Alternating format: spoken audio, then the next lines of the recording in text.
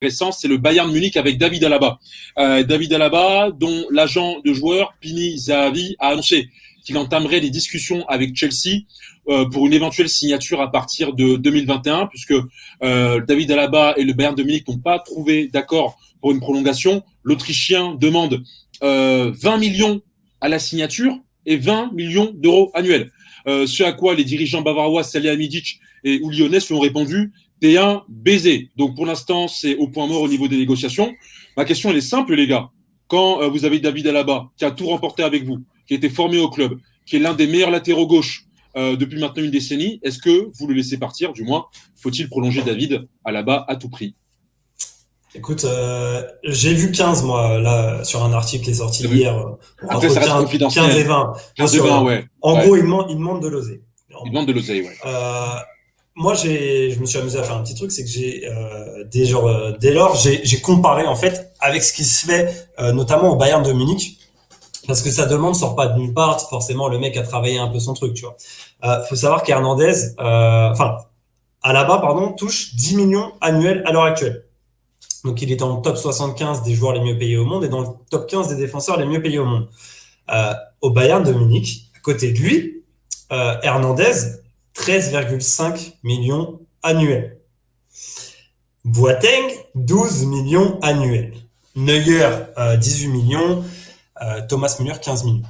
Sachant, frérot, que sur Lucas Hernandez, il a aussi bénéficié de l'inflation. Tu sais que Lucas Hernandez, c'est le transfert le plus cher de l'histoire du Bayern. Donc forcément, tu profites aussi de... Mais très bon. en fait, ouais. Quand à la base dit, OK, ouais, je veux une revalorisation salariale, ouais, il voit qu'il est titulaire, que c'est certainement l'homme le plus important de cette défense quand Kimmich n'est pas aligné en défense, mais au milieu, et qu'il est en fait moins payé que ces mecs-là. Pour moi, sa demande, elle n'est pas déconnante. Si c'est de l'ordre de 15 millions, si c'est de l'ordre de 20 millions, faut arrêter les conneries. Mais en gros, si c'est de l'ordre de 15 millions, selon moi, c'est pas déconnant. Le Bayern Munich, j'aime pas leur communication sur le sujet. Pour moi, c'est des choses qui doivent plus rester en interne. Donc, quand tu vois qu'en gros, ils demandent à être payé 1,5 million de plus qu'Hernandez, je vois pas en quoi c'est déconnant. La gestion du cas est très, très, très, très mal faite. Parce que Thibaudot, moi, j'ai quand même vu 20 millions à la signature et 20 millions annuels. C'est quand même des chiffres assez fous, comme le dit Momo. Sur le plan financier, avant qu'on évoque bien évidemment le plan sportif et symbolique, Loan, est-ce que tu penses qu'il faut prolonger Alaba à tout prix sur le plan financier? Non. D'accord. Ok, Loan. Dis-nous pourquoi, mon frérot. Non, mais ça, pour moi, Alaba il est facilement remplaçable par Hernandez. Je pense que la transition était faite pour qu'Hernandez prenne cette position d'axial gauche dans cette défense à 4 et qu'Alaba n'était pas censé aussi bien performer à cette position. Après, il y a aussi un petit Alphonso Davies qui pousse à gauche. Alors pour moi, il demande beaucoup. D'accord. Thibaudot, moi, Alaba, ça fait 10 ans, je crois qu'il est au club. Il a été formé au Bayern. Il fait partie des meilleures équipes de l'histoire du Bayern. 2013-2019. Hein. Il a tout coffré, ce bâtard. Il a tout coffré. 3 fois, je crois qu'il est 3 fois membre de l'équipe UEFA, de l'équipe type UEFA, 3 fois membre de l'équipe type, 2 fois membre de l'équipe type de la Champions League. Il est l'un des meilleurs à son poste. C'est un joueur qui est polyvalent. C'est un joueur qui est décisif. C'est un joueur qui, finalement, est peut-être le meilleur défenseur actuellement en tout cas, celui qui apporte le plus de garanties, parce que Loan parle de Lucas Hernandez. Mais Lucas Hernandez, il est connu pour avoir eu des pépins physiques. Loan parle de Alphonso Davies. On l'a vu au Final 8, Alphonso Davies. C'est très rapide, ça va très vite, mais défensivement, ça peut avoir des grosses lacunes. Et ça joue souvent sur sa vitesse pour couvrir ses lacunes. Mais aucun des deux aujourd'hui n'offre peut-être les garanties que David Alaba pourra apporter. Est-ce que tu as du moins de point de vue que Loan, ou tu me rejoins là-dessus? Non. Je pense que le Bayern a beaucoup à perdre s'il commence à laisser partir un joueur aussi cadre que ça. Parce qu'en fait, le Bayern, quand tu regardes bien, généralement, il n'y a pas de gros départ comme ça de joueurs en prime. Les joueurs en prime au Bayern, ça part pas, ça reste, ça gagne et ça continue, en fait. Ça marque l'histoire du Bayern Munich. Et je pense que ce mec-là qui a tout gagné depuis 2013, il a gagné la Ligue des Champions. Donc ça fait déjà un bon moment qu'il est là-bas, qu'il pèse dans l'institution, qu'il est polyvalent, qu'il est performant. Je pense que c'est vraiment un atout majeur pour le Bayern. Certes, on peut se dire qu'il peut être remplacé par Hernandez ou par Davis. Ça, c'est vrai. En soi, Hernandez peut jouer défenseur central. Ils ont à peu près le même profil. Ils peuvent rendre plus ou moins la même copie. Mais frérot. À la base, ça fait 10 ans qu'il y est. Est-ce que toi, tu vois Lucas Hernandez, c'est ça, offrir ce rendement sur 10 ans? Est-ce que tu vois Alphonso Davies faire ça sur 10 ans? Parce que les Allemands, on les connaît. C'est possible parce que c'est des joueurs qui sont jeunes à l'heure actuelle. Donc, c'est de l'ordre du possible. Mais de là, en fait, à se séparer d'un joueur, pour moi, en fait, c'est une question de, OK, à l'heure actuelle, ils n'ont pas envie de se dire, s'ils disent oui à lui, en gros, ils vont devoir voir, il y a tout le monde qui va arriver, qui va toquer le lendemain à la porte du bureau du. Bounassar, il va arriver, il va dire, moi aussi, j'ai le droit. Mais c'est ça, tu vois. Ils ont pas mal de jeunes, en fait, à l'heure actuelle, qui ont un salaire, qui a un salaire moyen. Comment il a 8 millions. Gnabry, il est à 7 millions. Tu vois, donc il y a pas mal de joueurs comme ça où tu te dis, demain, ils disent oui à là-bas, les mecs vont direct toquer à la porte le lendemain. Mais selon moi, avec les salaires qu'ils ont en défense à l'heure actuelle, si tu le passes à 15 millions l'année, c'est pas délirant. 20 millions, c'est autre chose parce que 20 millions, il y a que Lewandowski. Dans cette équipe qui a 20 millions et à là-bas, tu peux pas le mettre au même prix que Lewandowski, c'est pas logique. Il n'y a pas de logique en soi. T'as tout dit. À la base, si demain il gagne, c'est parce qu'il y a le 20 millions à la signature. D'ailleurs, je reviendrai rapidement sur les 20 millions à la signature parce qu'il y a beaucoup de sombritude sur les 20 millions à la signature. Mais 20 millions annuels, ça ferait de lui l'un des joueurs les mieux payés au monde.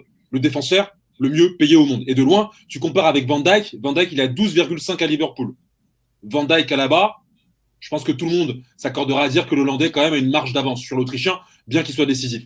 Maintenant, vous savez très très bien que c'est un business. Momo en parle, c'est un business. À là-bas, il est très intéressant ce que dit Momo d'ailleurs. Mais oui, c'est ça. C'est qu'en fait, c'est qui l'agent là-bas? C'est Pini Zahavi. C'est qui Pini Zahavi? C'est un agent israélien qui notamment. Ah d'accord, tu vois, je savais pas, qui a ses grosses connexions en Angleterre. Il a notamment été le principal agent des plus gros transferts de Manchester dans les années 2000. Il a notamment fait venir Rio Ferdinand de Portsmouth à Manchester.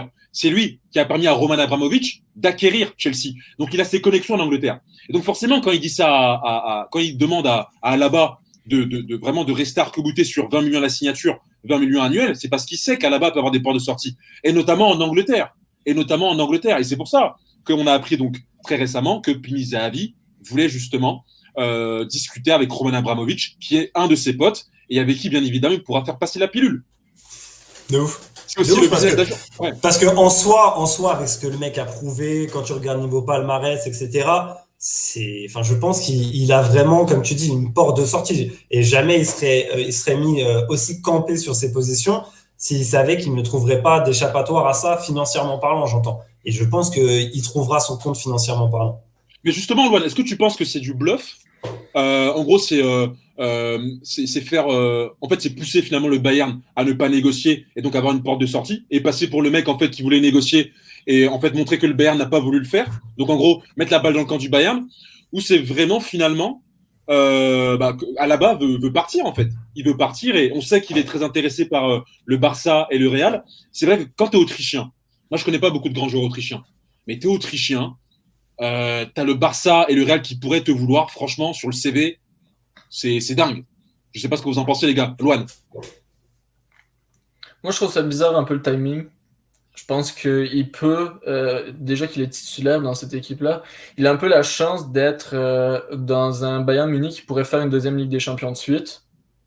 Et ça, c'est pas donné à tout le monde de faire 2 Champions League de suite. C'est arrivé très rarement. Il y a eu le Real.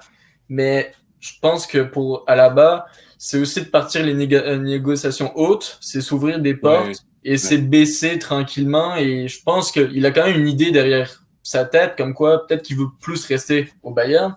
Mais c'est sûr que s'il part par exemple à 20 millions, il peut se dire qu'il arrivera plus facilement à 16-17 que s'il commence à 15 millions. Là, ça peut descendre à 12-13. Donc c'est aussi c'est de la marchandise, c'est du business. C'est se faire gagner quelques millions. Après, à la base, pour vous, là, c'est une question un peu à part. C'est un latéral gauche ou maintenant un axial? Les deux. Et c'est ce qui fait que, justement, il peut se permettre de demander un salaire tel.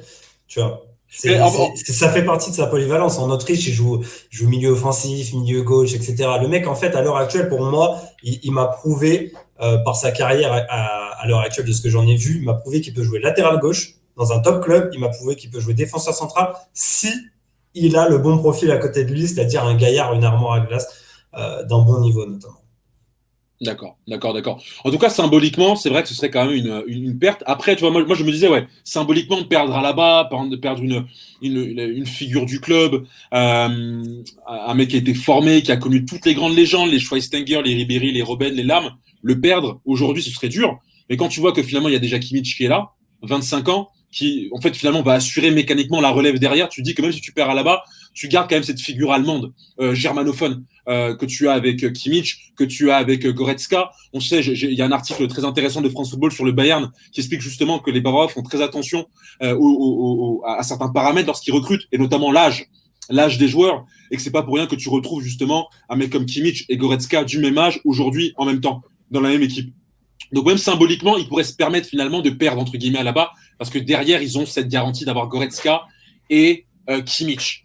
Mais c'est vrai que sportivement, il faut être sûr que Lucas Hernandez et Alphonso Davies répondent aux attentes. Et là, pour l'instant, voilà, Lucas Hernandez, c'est sa première année pleine. Faut-il encore qu'il la termine? Et au sommet. Parce qu'à la base, c'est sommet. À la base, c'est titre. À la base, c'est historique. Clairement. Et puis en plus de ça, on oublie de dire un truc, c'est que quand tu joues, comme l'a dit Louane, une deuxième saison pour jouer avec des champions d'affilée, faut avoir du luxe dans son effectif.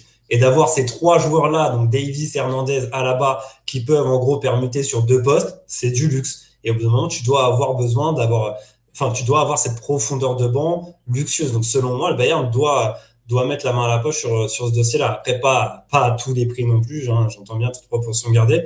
Et j'ose espérer je terminerai par là, que David Alaba, à salaire équivalent, signerait au Bayern de Munich à nouveau.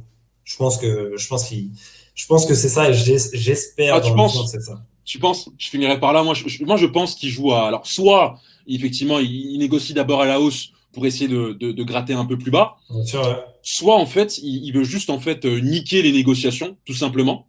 Les bloquer, de fait, pour justement, derrière, passer pour le mec qui voulait rester, mais qui est tombé face à un camp qui voulait pas négocier, pour pouvoir, justement, derrière, partir au Barça Real. Parce qu'encore une fois, c'est un Autrichien, les gars. C'est normal qu'il joue au Bayern.